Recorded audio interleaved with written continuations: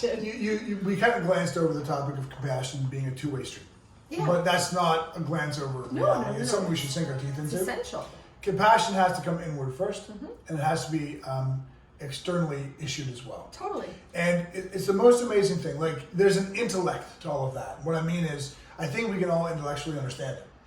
And let's just use hormones as a backdrop. It's certainly not remotely close to the only backdrop we could use. No, but it's a powerful one. Since we're talking about it right now, I believe, and you've helped me understand, that there is shame and embarrassment, guilt, associated to hormones. Because in many ways, at many times, I think feeling out of control is a very harmonious way of explaining what a nasty hormone cycle can actually give, right?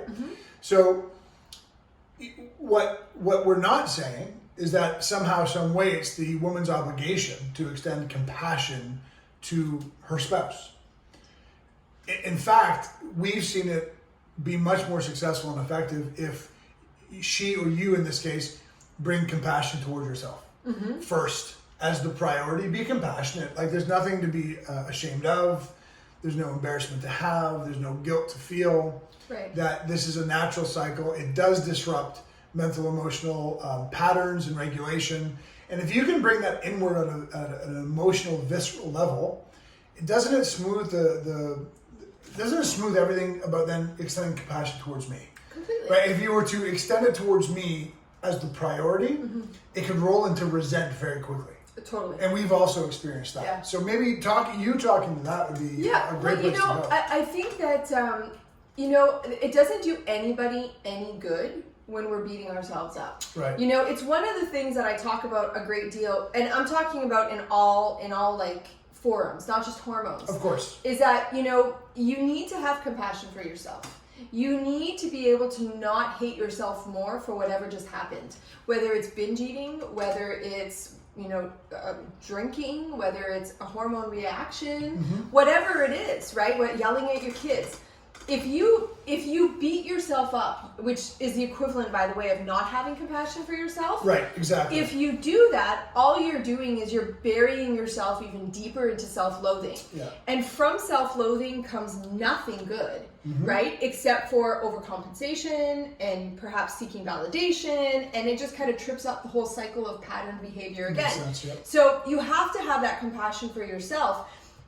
Because I think that self-forgiveness is one of the most powerful things, because then you can release yourself from it, and in doing that, you're better able to find that medium of communication with your partner or the other person, right? Like, how can I possibly, back in the days when I was extremely hormonally reactive, before I kind of started to understand it even more, if I had gotten reactive from my hormonal situation, and then I started to self-loathe, right? I wouldn't be able to execute compassion towards you or understanding towards you, and the inability for you to cope with it, because I would be too defensive, that I'd be pushing you away and resentful, et cetera, right? I think that ultimately, this is kind of all over the place, but ultimately in relationships, any situation, you have to first give yourself what you're asking for from the other person. Or, does that make sense? It does. I think you could also punctuate it by saying you have to give yourself first what you know you should extend also. Yes. Right? Because I made the point very quickly, but I think it's a point that we should stay on for 1 second. If you were to extend compassion towards me before yourself, we've watched it happen. It really can become a resent-oriented environment where now you trigger yourself. And it's because you're trying to understand me. Yeah. Or what I might be having to deal with when you're hormonal, and now resent looms because you forgot to or didn't prioritize that compassion coming inward first, right? So I got There's lots of good comments I want to kind of get to. I got lost in my own thought as I was talking, but you're absolutely right. And it's funny because I asked in my hormone program, I asked women, why do they want to change? Because when I wanted to mindset myself insofar as hormone reactivity and start to really mitigate that, the initial reason I was doing it was for you. It was to save you. And how well did that work? It didn't work. Exactly. Because like you said, I would then get frustrated, I would get resentful, I would get angry. I wasn't changing for the right reasons. Right. right? So you're absolutely bang on. And trust me, resent, everybody talks about guilt being one of the silent killers. Resent.